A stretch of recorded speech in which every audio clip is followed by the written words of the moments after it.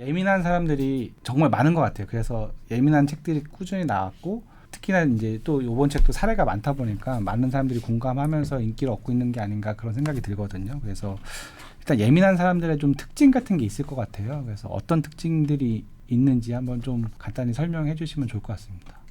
그 예민한 분들은 다른 사람의 표정이나 말투, 다른 사람이 하는 이야기 이런 데 굉장히 다른 사람들보다 더 많이 집중하고요. 소리에도 민감하고 듣는 소리라든지 뭐 시각적인 거 이런 거에 전부 다 민감해서 많은 정보를 받아들이는 사람이라고 할 수가 있습니다. 아, 그러면 집중력도 좀 더 좋고 안테나 이런 것도 좀 더 발달돼 있고. 예, 근데 이제 그게 집중력이 좋은 거하고는 좀 관계가 없는 게 집중력이 좋으려면 하나에 딱 포커스를 해야 되잖아요. 근데 이런저런 정보에 딱 관심이 있기 때문에 집중력은 오히려 떨어질 수도 있어요. 그럼 층간소음으로 싸우는 경우 대부분 약간 예민한 사람들이라고 볼 수 있을까요? 그게 층간소음이 실제로 있을 수도 있잖아요. 근데 예민한 분들은 그 소음이 날 때 이게 나를 향한다고 생각하거든요.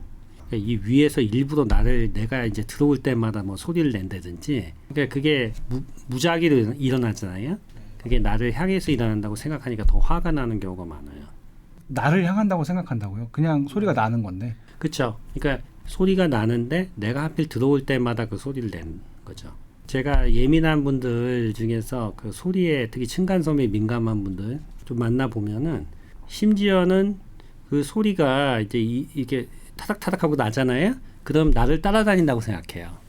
내가 이 방으로 가면 일로 따라오고 그런 정도로 이렇게 민감해 하시는 분들이 있는데 한번 거기에 꽂히면 이제 그렇게 민감해지기 시작하는 거죠. 그런 분들은 어느 특정 어떤 선을 넘어서 좀 중증 뭐 이렇게 간 사람들이 그런 거예요? 아니면 보편적으로 좀 예민한 성향? 예민한 분들이 많이 그렇게 생각하는 경우가 많아요. 그럼 예민한 사람들이 약간 계속 불안해하고 뭐 우울하고 이 책에서도 네 개로 쓰셨잖아요. 불안, 우울, 그다음 트라우마, 분노 이런 데 좀 더 취약할 수도 있겠네요. 네, 그러니까 그렇죠. 그러니까 평소에 내가 어떤 자극을 받았을 때 거기에 대해서 굉장히 많이 생각을 하거든요. 그러니까 쉽게 넘어갈 것도 그냥 넘기지 못하고 이것저것 여러 가지 자신이 예전에 있었던 일도 생각하고 자꾸 연관을 짓기 때문에 이제 힘든 일을 당했을 때 그 임팩트가 훨씬 더 크게 오고 그러니까 예민한 것이 잔잔하게 있다가 아주 심하게 예민하게 되죠.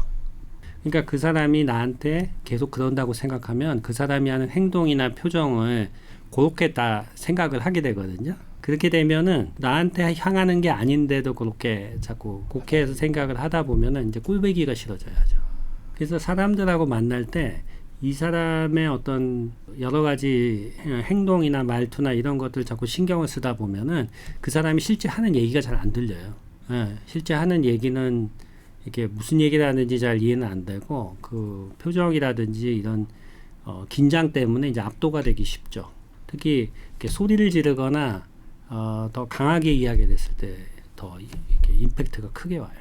한국의 높은 자살률 이걸 보면 또 대한민국 사람들이 다른 세계에 비해서 좀 더 예민하다고 또 말을 할 수가 있는 걸까요? 근데 그 자살률과 관련해서는 제가 뭐 그 전에 심리보험센터장도 하고 많은 분들 리뷰를 해봤거든요. 근데 그것이 반드시 예민한 거하고 관련이 있지는 않아요. 근데 트라우마라는 거하고는 관련이 있어요. 그러니까 무슨 큰 충격을 받거나 뭐 사고를 당하거나 이런 분들에 취약해지거든요. 근데 그런 분들이 이렇게 순간적으로 거기에 압도당하면은 자기 판단력이 이렇게 좀 흐려지게 돼서 문제가 일어나는 경우가 있죠. 예민한 분들이 그런 트라우마를 당했을 때 훨씬 더 크게 이렇게 다가오게 돼요. 특히 그 사고라는 것이 사람이 이제 살다 보면 어쩔 수 없이 발생하잖아요. 근데 한번 사고를 당하면 그것이 계속 일어나지 않을까 걱정을 하게 되죠. 그런 것들이 문제가 될 수가 있어요. 집에 있는 걸 좀 좋아하는 사람 혹은 밖에 나가는 걸 좋아하는 사람들이 성향이 다른 사람들이 만났을 때 그 오는 부딪힘 이런 거기에서 힘들어하는 사례가 이제 등장하는데 그런 서로 안 맞는 성향의 사람들한테 좀 도움이 되는 조언을 해주시면 어떤 조언이 있을까요? 집에 있는 걸 좋아하는 분들이 뭐 다양하겠지만은 특히 예민한 분들 같은 경우는 집에 있는 걸 되게 편하게 생각을 해요. 왜냐하면은 밖에 나가서 자기가 모르는 사람들하고 자꾸 마주치거나 이렇게 부딪히거나 아니면은 같이 있어야 되는 상황이 상당히 많은 자극이 되거든요. 근데 그럴 때 내가 편하게 있을 수 있는 사람하고 같이 있으면은 그 자극이 훨씬 줄어들어요. 만약에 외향적이고 밖에 나가는 걸 좋아하는 사람이 있고 그 사람은 그 자리를 편하게 생각하잖아요. 그분하고 같이 있으면은 조금 힘든 자리도 편하게 있을 수가 있어요. 근데 문제는 그때 어떻게 데리고 다녀야 하냐는 거예요. 그러니까 이렇게 같이 다닐 때 이 사람은 이게 모든 이런 데 민감하기 때문에 상당히 그 사람들을 굉장히 신경을 써가지고 이렇게 보거든요. 그러니까 이 사람이 먼저 이렇게 사람들하고 대화를 하거나 할 때 미리 얘기를 해주고 그 다음에 또 좀 이렇게 날카로워질 것 같으면 좀 안심을 시켜주고 그렇게 조금 옆에서 도와주면은 힘든 곳도 잘 갈 수가 있거든요. 이렇게 백화점이라든지 뭐 이렇게 대형마트 이런 데도 힘들어요. 예민한 분들은. 그 우리가 아고라포비아라고 하는데 우리가 예를 들어서 백화점이라든지 그 천장이 높은 마트 가면은 어떠세요? 힘드세요? 아니요, 저는 공간보다는 사람이 많을 때 힘들고 예. 조금 피곤하고 공간에서는 잘 안 힘든 것 그렇죠. 같아요. 근데 어떤 분들은 이렇게 천장이 높고 내가 이 천장이 높은 곳에 이렇게 있을 때 굉장히 불안을 느껴요. 예, 공간에서. 그리고 어떤 분들은 사람이 많은데 사람이 많다고 단지 불편한 게 아니고 사람이 제각각 움직일 때 힘들어요. 한 방향으로 이렇게 움직이는 것보다 이렇게. 그렇게 되면은 이렇게 어지러우면서 팽 도는 느낌이 들거든요. 그게 왜 그러냐면은 우리 뇌하고 관련이 있는데 우리 뇌에서 굉장히 큰 게 있어요. 소뇌라는 데가 있죠. 그래서 소뇌가 무슨 역할을 하냐면 우리가 받아들이는 정보를 거기서 인테그레이션 하거든요. 그러니까 시각, 청각, 후각을 다 인테그레이션해서 하나의 정보를 만들어요. 근데 소뇌가 다친 사람들 보면 정신적으로 굉장히 예민해지거든요. 그러니까 우리가 예민한 분들 보면은 이런 걸 정보는 굉장히 많은데 그거를 인테그레이션해서 하나로 만들 때 거기서 잘 안 되고 불안이 생기는 경우가 많아요. 이제 그런 경우에 갑자기 답답해지고 불안해지면 어떻게 하면 되냐? 아주 간단합니다. 시각적 정보를 줄이면 되거든요. 잠깐 의자에 앉아가지고 이렇게 눈을 감고 천천히 호흡을 하는 거예요. 눈을 감고 한 5분 정도 지나서 천천히 호흡을 하면 괜찮아져요. 이 눈으로 들어간 정보가 줄어들잖아요. 그 다음에 이렇게 호흡을 하면서 이 밖의 소리에 좀 차단을 시키는 거죠. 그래도 안 되면은 아예 건물 밖으로 나갔다 들어오면 좀 나아요. 그래서 건물 문 밖으로 아예. 그래서 정보를 어쨌든 네, 거기서 있는 정보를 최소화하는 거죠. 그래도 안 된다. 그러면 도움을 받아야 돼요. 정신과 전문의 도움을 받아야 되는데 어쨌든 제가 하는 요령만 해도 집순이들이 거기 사람 많은 데나 이런 데 갈 때 좀 편하죠. 또 여기서 많이 공감될 것 같은 사례 중에 하나가 예. 그러니까 타인의 시선을 신경 쓰다 보니까 스스로를 자꾸 피곤하게 만드는 사례들이 엄청 많죠. 되게 다양한 모습으로 있더라고요. 그런 사람들한테도 좀 조언을 해주시면 좋을 것 같아요. 다른 사람이 자기를 볼 때 주로 왜 볼 것 같으세요? 사람이 다른 사람을 길에서 보거나 쳐다볼 때 가장 중요한 목적 부딪히지 않으려고 보는 거거든요.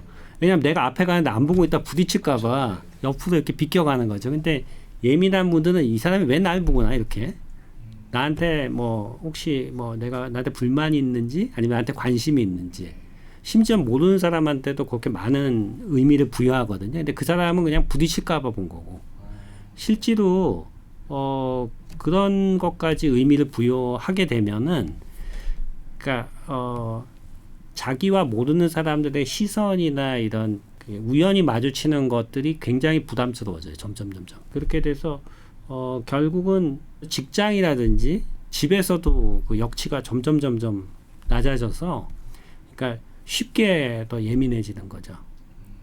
그러니까 예를 들어서 남편이 이제 뭐 집에서 있는데 갑자기 표정이 안 좋고 좀 목소리가 높아진다. 그럼 또 무슨 일이 있나 이렇게 생각을 하면서 예전에 있었던 일 다 뒤져봐요. 일단은 예전에 이 사람이 이런 표정을 지었을 때 어떤 일이 있었나. 그럼 안 좋은 일들이 있었거든요. 그럼 그 일이 지금 있지 않을까 이렇게 생각을 한다고요. 오늘 있지 않았을까. 그러면 그 일에 대해서 물어봐요. 남편한테. 그럼 남편 그런 일 없다 그러거든요. 그 사람이 없다 그러지만 실제 있었을 것이다. 그걸 가정하고 또 물어본다는 거죠. 그러면 왜 그랬냐면은 이 사람이 이전에 한 거하고 이 사람의 표정으로 믿어볼 때 그런 일이 있었을 거라고 확신을 하고 그것부터 대화를 하거든요. 그러면은 이 사람은 그렇지 않은 거죠. 실제 이제 내가 그 얘기를 숨기고 있다고 생각하거든요.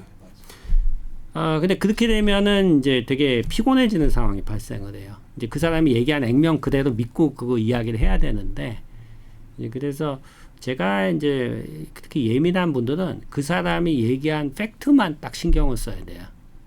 비언어적인 표현으로 그 사람의 상황을 유추하면 안 돼요. 그거를 노력을 해야 되는데, 그거를 만약에 계속 그렇게 하게 되면은 기가 빨린다고 그러죠. 에너지 소모가 커져가지고, 그러니까 하루 중에 만나는 사람 숫자가 다 사람마다 어느 정도 정해져 있을 거 아니에요. 근데 그 사람을 만났을 때 이제 퇴근한다든지 집에 갈 때 완전 기력이 소진된다는 거지. 특히 여러 사람들 앞에서 뭐 발표를 한다든지 모르는 사람들하고 대화를 하는 일이 있었을 때는 그날 완전히 그로키 상태로 될 거예요. 그러니까 그것이 그 사람의 타고난 기질도 있어요. 그러니까 이제 다른 사람을 이렇게 자꾸 신경을 쓰고 눈치를 보는 기질이 있고요. 또 어릴 때 환경하고도 관련이 있고, 타고난 것들하고 관련이 있고 또 환경하고 관련이 있기 때문에 쉽게 고쳐지지는 않는데, 제가 말씀드릴 건 그게 다 단점은 아니라는 거예요. 그러니까 제가 사람들을 보면은 그렇게 자꾸 생각을 하시는 분들이 요게 좋은 쪽, 좀 긍정적인 쪽으로만 쓰이면은 다른 사람의 어떤 모르는 특징을 파악한다든지 캐치하는데 아주 좋아요. 그런 분들 보면은 다른 사람이 안 할 때 뭔가 어떤 일을 한다든지, 그러니까 다른 사람이 안 하는 어떤 행동을 해가지고 그것이 오히려 나중에 더 도움이 되는 쪽으로 이렇게 될 수도 있거든요. 그래서 남들을 항상 따라하는, 똑같이 하는 사람이 아니고 조금 더 독특한 어떤 특징을 가진 분이 되실 때 그게 또 창의적인 생각하고 또 연결이 돼요. 그러니까 제가 이렇게 그 여러 사람들을 만나보면은 창의적인 사람 남들이 하는 걸 따라하면 안 되거든요. 그렇죠. 네. 똑같이 하면은 아무 의미가 없잖아요. 네. 근데 남들이 하는 걸 안 하려 그러면은 남들이 한 걸 굉장히 많이 관찰을 해야 돼요. 그래야 남들이 안 한 걸 할 수 있거든요. 그러니까 이제 본인은 힘들어요. 근데 자꾸 남들이 안 한 거를 하면서 그게 뭔가 이렇게 자기의 능력하고 맞으면은 굉장히 이렇게 성공하는 경우가 있어요. 그럼 그 연장선에서 네. 예민한 게 그냥 불편하고 나쁘다고만 생각했는데 오히려 장점도 충분히 갖고 있는 거고, 그렇죠. 그래서 창의력이든 뭐 관찰력이든으로 나타나는 건데, 상담하신 사례들이 많으니까 오히려 예민함이 그 사람한테 되게 긍정적인 역할을 해서 되게 잘 된 사례도 좀 갖고 계실 것 같아요. 일반적인 사례를 보면은 예민한 분들이 많이 하는 직업 중에 하나가 이 디자인이에요. 뭐 패션도 있지만은 뭐 가구 디자인도 있고, 우리가 디자인이 생각보다 많이 쓰입니다. 근데 그 디자인을 하는 사람 중에서도 많이 예민한 사람이고 덜 예민한 분들이 있거든요. 덜 예민한 분들은 남들이 하는 디자인을 그대로 해요. 예민한 분들은 좀 독창적인 디자인을 하는데, 디자인이라는 것이 다른 사람이 안 하는 아이디어가 어디서 생기느냐 이런 걸 봐야 되거든요. 근데 그게 남과 다른 아주 세밀한 차이를 인식해야 되거든요. 그러려면 이 레이더가 굉장히 발달해야 됩니다. 저는 주로 그런 좀 독특한 디자인이나 이런 쪽으로 성공하시는 분들, 그런 분들이 많이 봤는데요. 그런 분들은 하고 다니는 것도 좀 특이해요. 보통 직장인하고 달라요. 이렇게 머리도 좀 이렇게 조금 이렇게 패셔너블하고, 옷도 그렇고, 보통 사람들이 그렇게 입고 다니면 상당히 부담스럽거든요. 되게 시선이. 근데 약간 그런 스타일이 나오는 건 예민한 건 조금 다른 거 아니에요? 비슷한가요? 근데 그게 왜 그렇지 한번 생각해 볼까요? 되게 센서티브한데 옷은 다른 사람이 주목을 받게 되잖아요. 그러니까 예민하면서도 다른 사람의 주목을 받는 걸 또 좋아해요. 성격적으로. 근데 그게 잘못되면 어떻게 되냐면 다른 사람의 주목을 예민하게 받아들일 수 있거든요. 근데 그걸 잘 컨트롤해요. 다른 사람의 주목을 받는 거는 굉장히 거기에는 센시티브하지만 그 사람들의 시선 때문에 너무 상처를 받지 않으려고 또 노력을 하더라고 보면은. 그러니까 그 안에서 잘 그 관리를 하시죠. 그 관리를 안 하면은 좋은 디자인이 나올 수가 없어요. 완전히 소진돼 가지고. 뭐 그 다음에 제가 볼 때는 일단 돈 계산 많이 하시는 분들. 돈을 계산한다는 게 예를 들어서 이렇게 틀리지가 않아야 되거든요. 그런 것도 있고 뭐 투자를 한다든지 이런 분들. 그런 분들은 왜 이게 예민해야 되냐면은 다른 사람을 잘 파악해야 되거든. 왜냐하면 이게 혹시 돈 떼어고 먹을 사람인가 아니면은 내 돈을 잘 관리해 줄 사람인가. 이거 굉장히 날카롭고 민감하고요. 또 돈이 틀리면 안 되니까 숫자. 근데 숫자에 되게 민감한 분들은 제가 만나보면 좀 특징이 있어요. 그러니까 사람들 중에서 숫자나 셈에 되게 밝은 사람들이 있거든요. 그 컴퓨터 같다 그러죠. 막 계산도 막 암산도 잘하고 막 복잡한 숫자 계산도 잘하고. 근데 그런 분들이 보면은 다른 사람의 감정을 읽는데 조금 약해요. 이 사람이 화가 나 있는지 기쁜지. 그럼 둔감한 쪽이 될 수도 있잖아요. 근데 다른 사람의 감정을 읽는 데는 약한데 다른 사람하고 갈등이 생기기가 쉬워요. 그러니까 예를 들어서 부인하고도 여기 책에도 케이스가 나오지만은 부인의 감정을 잘 못 읽으니까 부인은 마치 곰하고 사는 것 같은 느낌이 드는 거예요. 내가 화났는지도 모르고 기뻤는지도 모르고 어떻게 해줘야 될지도 몰라. 근데 그런 감정을 잘 다뤄보지를 못한 거죠. 그래가지고 이제 거기에 대한 연구도 있잖아요. 그러니까 연구를 해보면은 사람의 표정이나 감정을 읽는 거 있잖아요. 이게 생각보다 어려운 거예요. 우리 뇌의 작용 중에. 우리 뇌는 사람의 얼굴을 파악하는 게 있고 그 사람의 감정을 파악하는 부분이 다 다르거든요. 그게 되게 신기하잖아요. 그러니까 예를 들어서 우리가 지금까지 만난 분들이 굉장히 많을 거예요. 스마트폰에 저장되어 있는 분이 한 뭐 1000분 정도 된다고 하면 내가 이 사람을 처음 만난 사람인지 만났던 사람인지 구별하는 게 뇌에서 어떻게 할 것 같아요? 모르겠네요. 그냥 직관적으로 아는 것 같아요. 그게 굉장히 어려운 기술이에요. 그 실제로 컴퓨터에서도 구현하기 힘들거든요. 왜냐하면 사람의 얼굴이 눈, 코, 입 있잖아요. 이걸로 1000명을 우리 뇌에서 구별한다는 게 그것도 아주 실시간으로. 그러니까 예를 들어서 우리 처음 만났는데 내가 만났는지 안 만났는지 금방 보면 알잖아요. 근데 머릿속에서 1000명의 이미지가 다 들어있어요. 그러면은. 근데 어떻게 구별하냐면은 그 사람이 내가 만났던 사람 중에 나랑 감정이 있거나 즐거운 기억이 있거나 이런 사람의 얼굴은 굉장히 앞에 가 있어요. 우선순위가 돼 있는 거죠. 그래가지고 그 사람을 보는 순간 우리 변연계가 활성화되면서 바로 캐치해요. 아 그래서 그게 나중에 네. 그런 원리 뇌의 작동 원리 때문에 선입견도 생기고 맞아요. 네, 뭐 그런 부정적 선입견은 긍정적 그런 게 생기는 거죠. 그러니까 우리 뇌가 컴퓨터처럼 1000명의 데이터를 놓고서 쫙 솔팅을 하는 시스템이어서 그런 게 없는 거죠. 근데 우리 뇌는 자기랑 좀 부정적인 감정이 있거나 이런 사람들을 먼저 솔팅을 하죠. 특히 예민한 분들도 그렇거든요. 그러면은 내가 우리 지금 말씀하시는 우리 선생님을 봤을 때 부정적이고 예민한 사람들을 그런 많이 기억하고 있다면 그 사람들하고 먼저 대조해 볼 거거든요.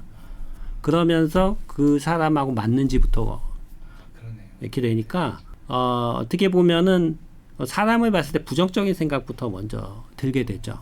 사람하고 이제 굉장히 긍정적인 이미지가 많았던 분들은 이제 그런 쪽을 먼저 생각하게 될 수가 있거든요. 근데 예민한 분들이 가장 조금 힘든 부분이 그런 부정적인 생각이 많이 이렇게 돼 있으면은 일단 봤을 때 벌써 이렇게 움찔하게 돼요.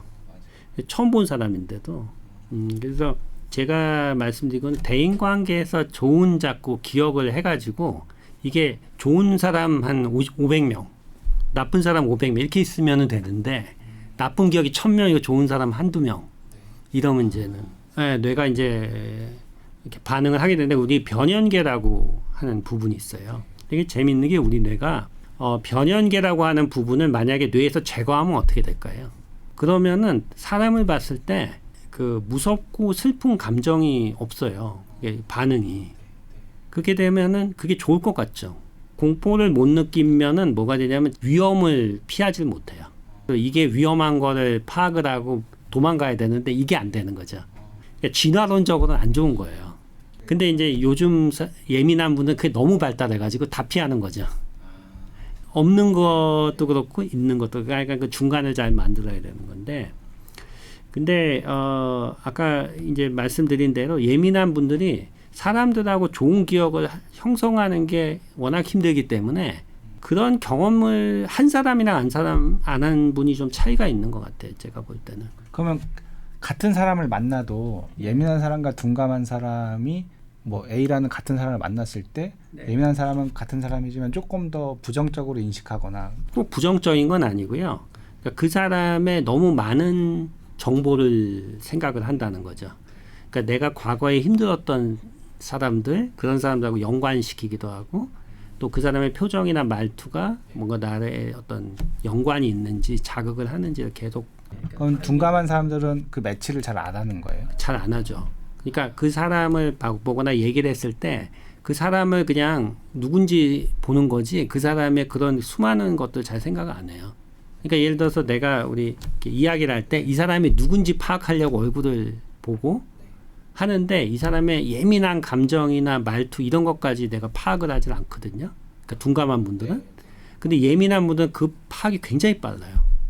그렇게 되면은 좋은 점과 나쁜 점이 공존하게 되는 거거든요. 제가 한 가지 예를 들어 볼게요. 내가 버스 운전을 한다. 택시 운전을 한다. 그러면 어떨까요? 이게 지속적인 주의력이 필요하거든요. 그러니까 예를 들어서 운전을 한다 그럴 때는 주의력을 꾸준히 유지해야 되죠. 그래야지 사고가 안 날 거 아니에요. 근데 하나의 자극에 너무 집중하면은 어떻게 될까요? 에너지 소진이 일어나기 때문에 아주 예민한 분들은 그런 쪽에는 좀 약할 수가 있는 거죠. 근데 예를 들어 디자인이라든지 어떤 창의적인 일을 할 때 순간적인 에너지하고 파악력이 필요하잖아요. 그런 분들은 이런 쪽에 또 유리할 수 있는 거죠. 그러니까 내가 어떤 상황인지 그걸 파악을 하면은 그런 데 도움이 되고 그다음에 갑자기 이제 힘든 일을 경험했을 때 그럴 때 그걸 헤쳐나가는 데도 도움이 돼요. 그게 이제 어떤 게 있냐면은 아까 제가 예민한 분들이 자꾸 연관을 짓는다 그랬잖아요. 그러니까 나랑 관계가 없는 거를 나랑 관계 있게 짓는데 그게 어떨 때 가장 좀 힘들게 만드냐면 어떤 힘든 경험을 했을 때요. 그러니까 힘든 경험이라는 게 예를 들어 직장에서 뭐 크게 무슨 문제가 생겼다든지 뭐 실수가 생겼다든지 회사 갑자기 안 됐다든지 그럼 아니면 자녀들한테 뭔 일이 생겼다든지 뭐 시험에서 떨어졌다든지 이럴 때 자기하고 과도하게 연결을 지어요. 그거를. 그 상황이 사실 자기하고 관련이 별로 없거든요. 예, 그렇게 되면은 어떻게 되냐면은 다른 사람이 하는 표정이나 말투가 내가 그거의 원인이기 때문에 그렇게 보는 걸로 또 해석을 해요. 예, 그러니까 이제 다니기가 싫게 되죠. 그 다음에는. 예, 그러니까 이제 그 아까 말씀드린 대로 관계가 없는 걸 관계 짓는 거를 잘 관리를 해야 된다는 거죠. 내가 어디까지가 나랑 관계가 있는 거고 어디까지는 관계가 없는 건지 특히 예민한 분들은 그걸 잘 파악하는 게 되게 중요해요.